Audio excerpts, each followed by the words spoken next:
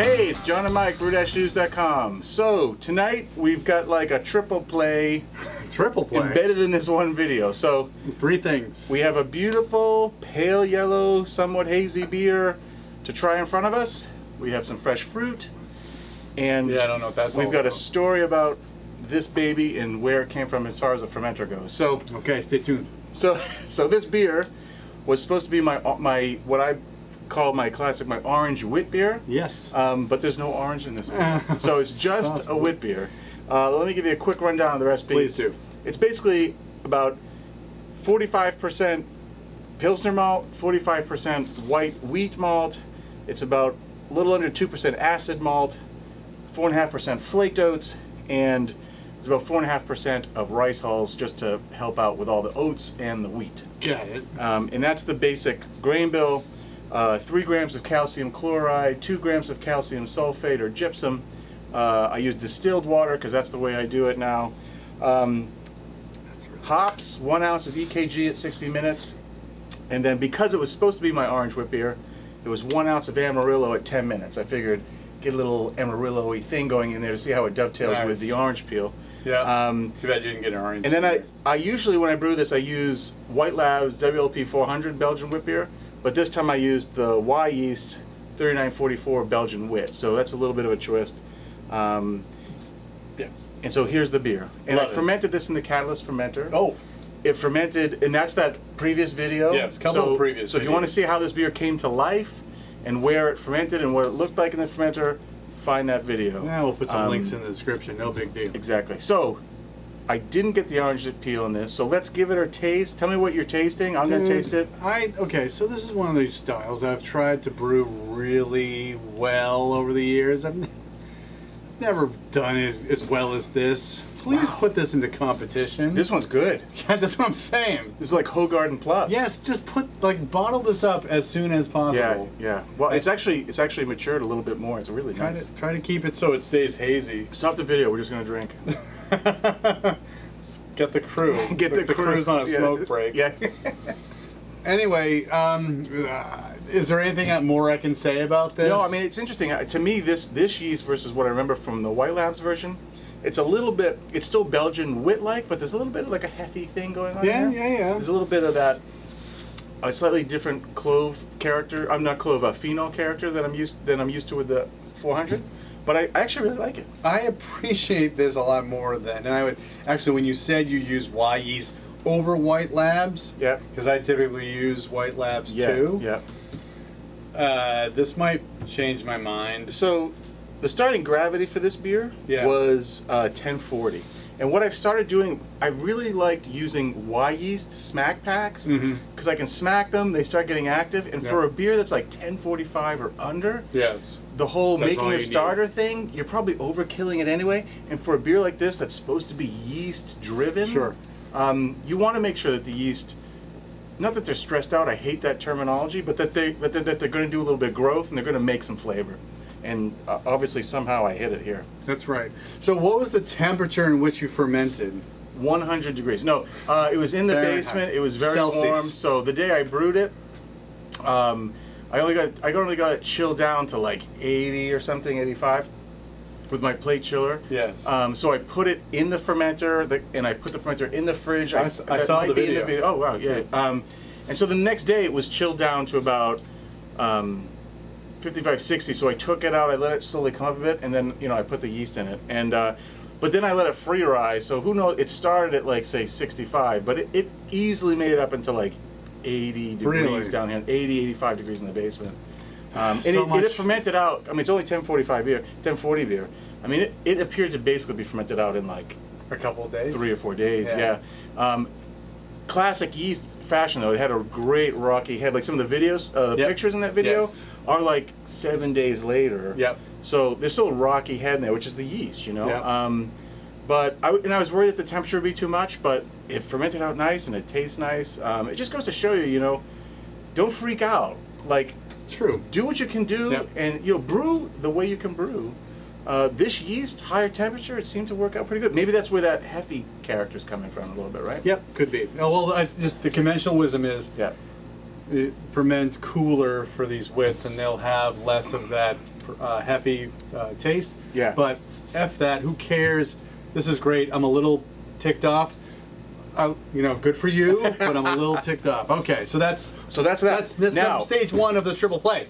so because I was Stage 2. filming that whole process, it got to the end of the day, And you got tired. And I got tired. I really sort of forgot. I hadn't pre-prepped the oranges. Jesus. And usually I just zest about 6 or 8 oranges, and I put all those peels in the boil for like the last 5 minutes just to get the oil in there. Yeah. And that's the way I did it. I thought about dry zesting it in the fermenter, but I was going on a big family vacation and I didn't want to leave the peels in there for like a week plus, and then I wanted to be able to drink it when we got back from vacation. So what's the smallest violin? exactly. So I said, you know what? I'm just gonna put it in the keg, chill it, carbonate it. When I come back from vacation, we'll see what it is. So what I wanted to do, what we're gonna do right now, sir, pick your poison. I got some nice orange slices there. Well, I hope this one's poisonous. I'm gonna squeeze some juice in mine. I'm gonna drop the whole thing in here. I'm just gonna see if I like the. I don't think you need to futz with it, but I don't think so either. But you can already smell the orange. It's great. it is great. Watch It's out. great. It's a family show. Yes, it is a family show. Be careful. Well, I don't think it needs it. I don't think it needs it, but I enjoy it. Yes, a lot. I know you do. I enjoy it a lot. I like my the plain favorite old. summer beer. Probably one of the only craft beers that I buy regularly, or I look forward to buying in the summer, is Harpoon UFO White, which is what I originally modeled this process in beer after. But you know what? Maybe in the future I just brew it the way it is, and I will just provide oranges for people who like it, namely me. I will pass on the oranges just to spite you. Yeah, just to spite me. Well, I love it. all right. That's phase 2. I'm glad you like your orange. Okay, so anyway, this thing was in the Catalyst The Fermentation. Catalyst Fermentation System. The one thing I didn't capture on film with the Catalyst. Yes. So this sort of is going to summarize, but I'm going to brew again with the Catalyst, and we're going to do some yeast washing. Yes, at some we point. are. So, and I will do that. Keep the valve open. I'll do that from the Catalyst. But what I didn't do is, so after I had dropped the trube, I replaced the jar and I had it open. Yes. And let fermentation as it slowed down. It filled the jar. But when it came time to rack it, I wanted to use that little cap thing that screws on the bottom that you put a tube on, goes right into the keg. Yeah. That was tremendous from a standpoint of Racking because it just then opened the valve and ran it out into the keg. into the keg. Nice. Like I purged my keg with CO2, Yep. and I had the catalyst up on this table, and I had the keg here. I just ran it out, no fuss, no muss. Once I remembered to take the airlock off, so I wasn't sucking back. But that part was awesome. The only thing I didn't like is, if you can imagine, and you'll see this in a future video, but you got this jar, the valve is open, and you've got this there's no break, right? So it's all liquid, right? And there's yeast slurry, but it's all liquid. So you close the valve, and you reach under there, and you're turning that jar off. It's a very messy process. Okay. Right, so I had an aluminum Tray? baking tray that I put underneath the whole thing, because you're turning it, and then there's no inevitable. I mean, it's right at the top. Yeah. And if you were going to take that and keep it and put like a cap on it, you'd have to pour some of it out anyway. Yeah. So it's very, just a warning, and you'll see this in a future video, I hope, but it's messy. Okay. The other thing, for me, like sanitation is very important, and in the idea of opening it up, and now you've got all that, the valve is closed and everything, but the underside is all wet and dripping, and you're reaching up under there and trying to put your hands in there, and then if you're screwing the other cap on there, like if the outside thing isn't perfectly clean, so I'd sprayed it with Star Sand and stuff. To me, it's a little bit different than having, say, an expensive conical where you just open the valve and draw the yeast out and close it, and you don't have this mess factor. Okay. Maybe I'm being a little bit of a wimp with the mess factor, but I just didn't like. It's a little bit. That part of the process is a little bit clumsy. Okay. But then again, that clumsiness is a trade-off for the price tag, right? Sure. And the convenience. Yeah. And transferring to the keg or transferring into a bottling bucket, using that funnel type thing in the hose was really easy, because you weren't taking a lid off and trying to get a siphon going. Yeah. That sort of balances it. There you go. I guess I'd probably have to brew 5 or 6 more batches, doing that process and seeing that I never get contamination, and I feel good about There it, you go. right? But I'm just pointing it out there as an honest, like, realistic issue that I see with it, and using it. Yep. The other thing too is the whole thing. It's a great. I love the shape of it. I love the whole thing of it. But it's a little bit clunky as far as having this wide conical fermenter sitting by its own weight In a rack. Yeah. It's like trying to pick that thing up off the floor and put it in the fridge.